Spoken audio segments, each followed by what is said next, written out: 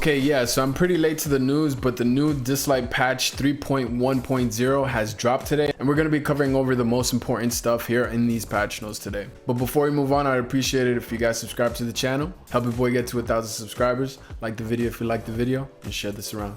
As we can see here, we got the new Esper, Jiang Juli. He is the new 5-star Esper. He is a shimmer type, and let's just go over his abilities. I've heard so far that this guy's really OP, so let's just get right to his first ability. Jiang Juli, I think that's how you say his name. Sky Smash consumes a certain percentage of HP, deals damage to one enemy based on attack. The lower his HP percentage, the higher the damage. So this is really nice because he takes away he takes away some of his own HP to deal out damage based on his attack, and on top of that, as he's taking away his own HP, he's making he's hitting harder with his skill 1. So that's a really nice ability. And then we got Demon Reborn. We're just gonna go ahead and read the ascended ability. In normal mode, Jiang Juli takes a certain percentage of damage for an ally when they suffer single target damage. Based on the percentage of HP loss, increases base speed, base attack, and base defense. Wow. Okay, this is interesting. This is the first character where he actually like puts up his base stats. And what makes this really interesting too is that he actually puts up his base speed, right? Most of the time you'll see like base attack or defenses go up in game, or HP, but not really speed. But this guy actually puts up his own speed, so add that, he's already problematic. Oh my god, this move is crazy. And he helps his one of his allies become tankier, so that's really nice. The second part is in demon mode, increases base speed, base attack, and base defense by a certain percentage.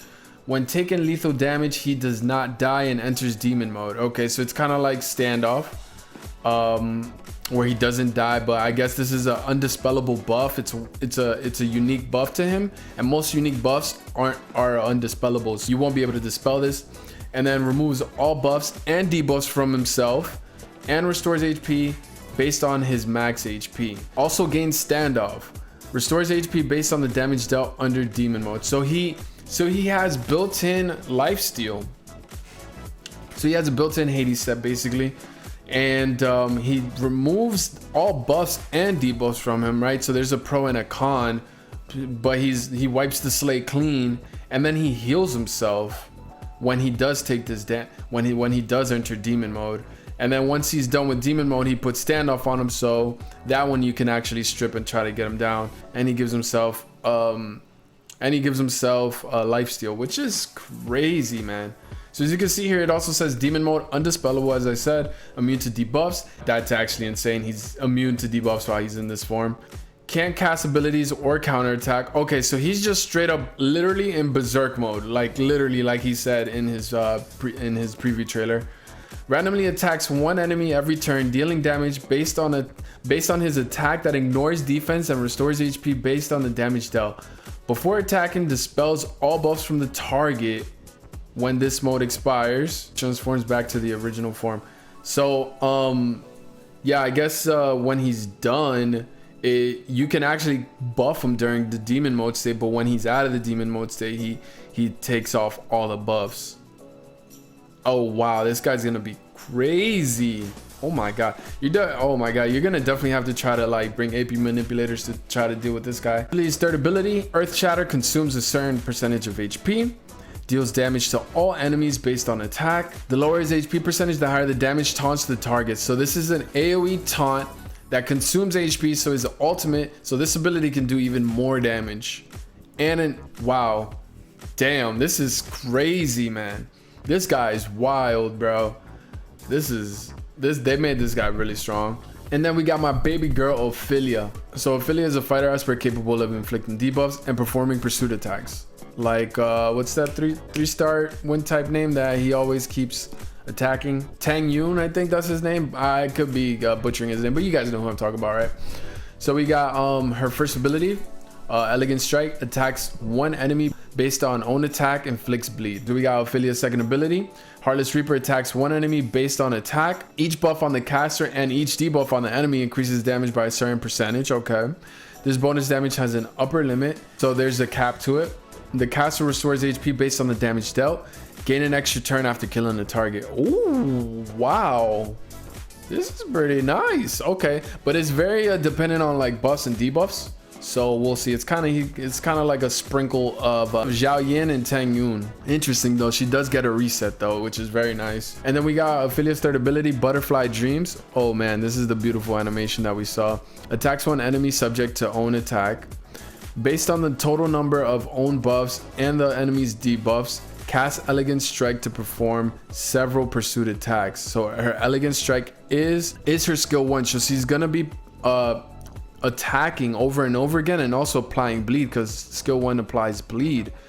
If the enemy dies during the pursuit attacks, continue to attack another enemy. The number of pursuit attacks has an upper limit. Pursuit damage on the same target gradually weakens on each hit. And its pursuit attacks inflict defense down on the first hit on each new target. Oh my god, so she automatically puts defense down on you, and she's gonna do already a heart attack on her ultimate. Then she's gonna keep following up with her first ability over and over and over again, and also applying debuffs on you, because she's gonna keep putting bleed on you.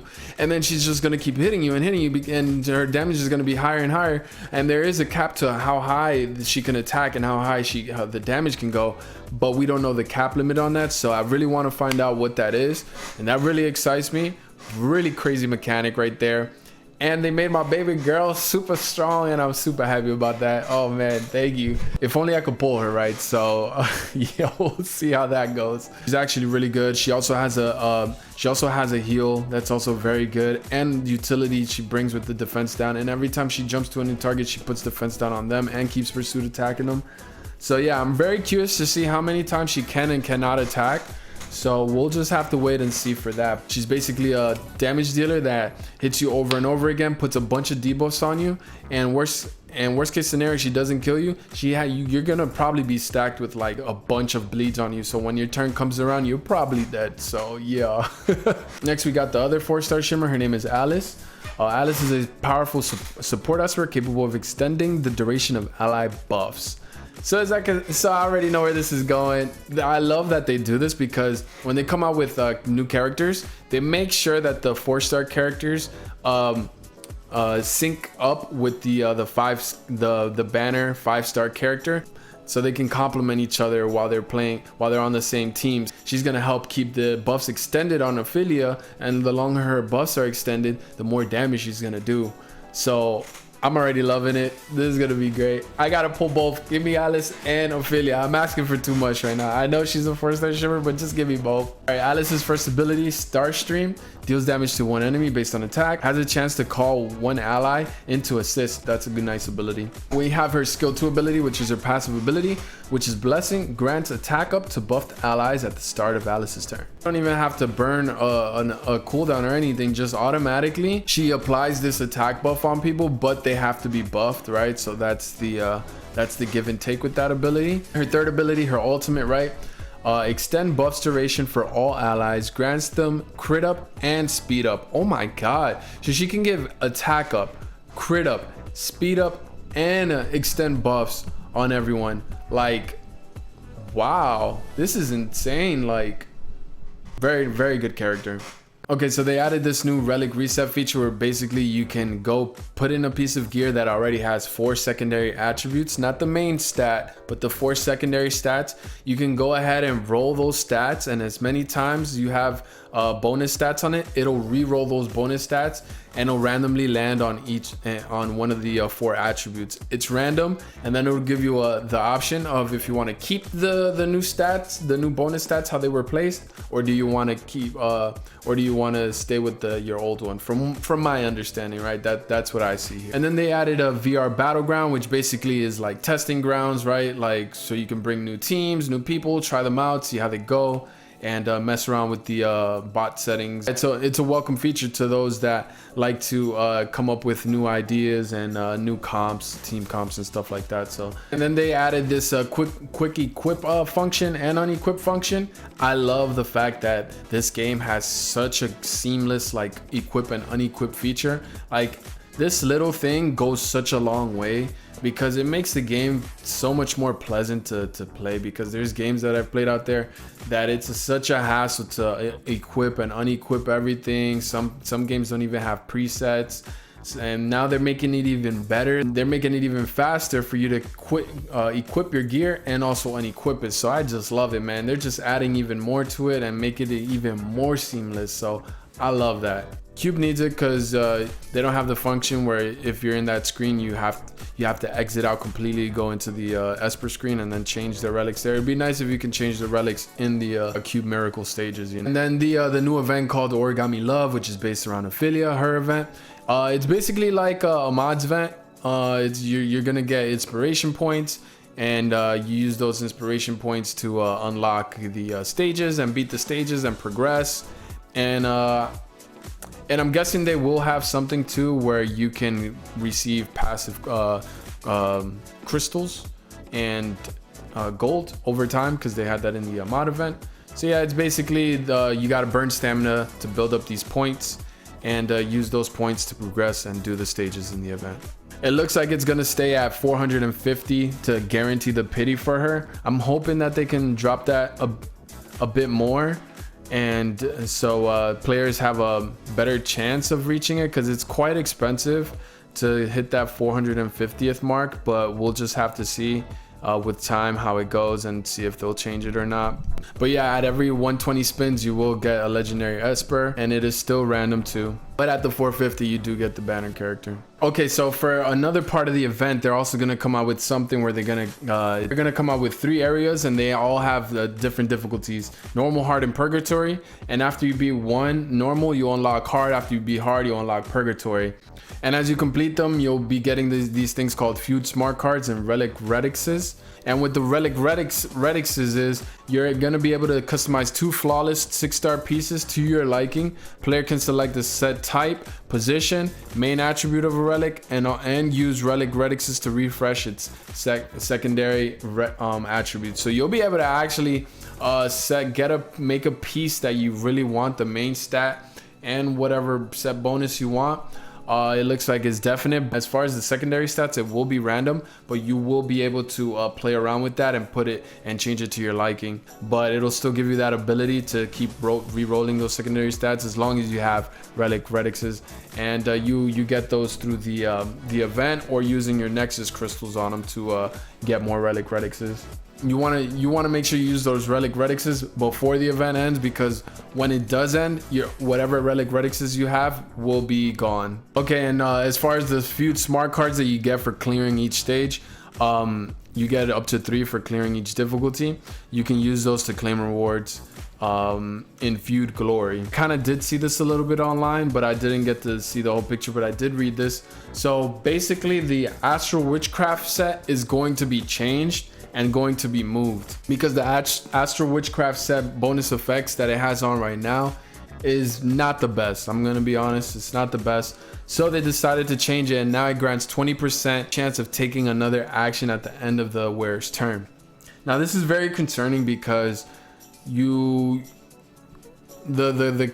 can actually get multiple turns off this, and it can be very troublesome, because one of the worst feelings honestly when losing is when you lose through RNG, and I feel like that amplifies that, and nobody really likes that. I feel like sure I'm okay with losing, like if more through skill or whatever, and less RNG, but this just adds more to the RNG. So it's kind of like I don't know why they're adding this, but I guess they just want to make it a very strong set piece bonus for the Astral witchcraft, since it's been so useless for so long.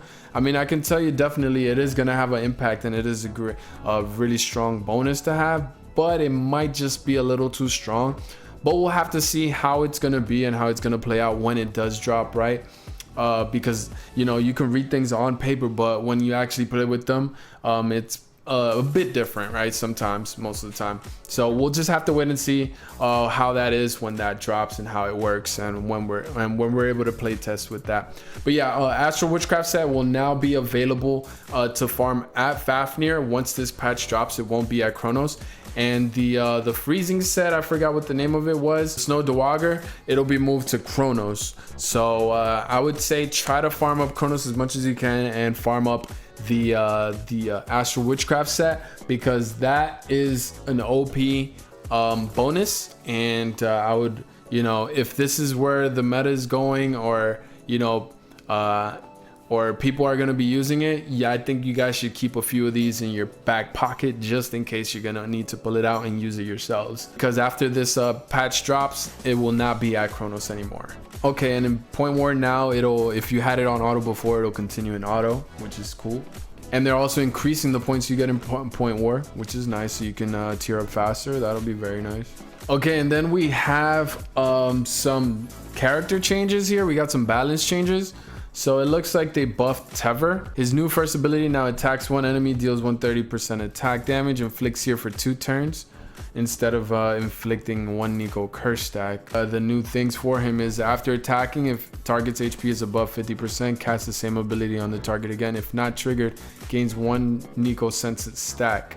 This ability can be triggered once per turn, gains 2 Nico sense stacks at the start of combat. And for his ultimate, attacks one enemy, deals 230% instead of 210 attack damage, and inflicts Nico curse instead of seer. So what the new Nico curse is, upon the carrier's death, the effect is removed, dealing damage equal to 100% of Tever's attack to all of the carrier's allies. Wow. When he hits you with his ultimate, he puts Nico curse on you, and if that target ends up dying, right, it doesn't have to be through Tever. It just looks like as long as whenever that person dies, that Nico curse debuff will detonate, and it'll do 100% of Tever's attack to all of the enemy's team. So wow, yeah, it's time for a comeback. It looks like, yeah, it's a comeback for sure. Comeback time. Yeah, we're gonna be seeing a lot of Tevers and a lot of one shots. Oh my god, Lewis actually got nerfed. Okay, so it used to be 6% per HP loss, and now it's 4%. Then we got Tricky. His ultimate, his new ultimate now is attacks all enemies 3 times. Each hit deals 40% attack damage.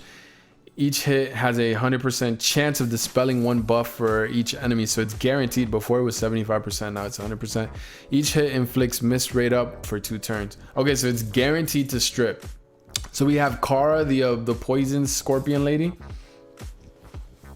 Looks like she's getting buffed here. Her skill 1 attacks one enemy, deals 120% attack damage, 80% chance of inflicting disease for 2 turns. It used to be 60. And her passive, her second ability, upon attacking, poisons targets for 2 turns. Upon successful poisoning, inflicts poison for another turn. Can only be triggered once on each target, on each hit per target. So basically, she's gonna just be adding more turns to all the poisons that she's putting around. So it's definitely a buff, so that's definitely welcoming to Kara. And then we have Lynn here, which looks like she's getting buffed on her ultimate. Attacks one enemy, deals 280% of attack damage, inflicts seer for 2 turns, gains shield for 2 turns, gains shield strength equals to 34% of max HP. I'm gonna go ahead and wrap this up. This video has been long enough already. There's a lot of great changes here. I'm just kind of concerned about the new Astral witchcraft set, but we'll just have to wait and see when it drops and test it out and stuff. But I hope you guys enjoyed today's video. I will see you guys later. It's your boy Jadaa. I'm out.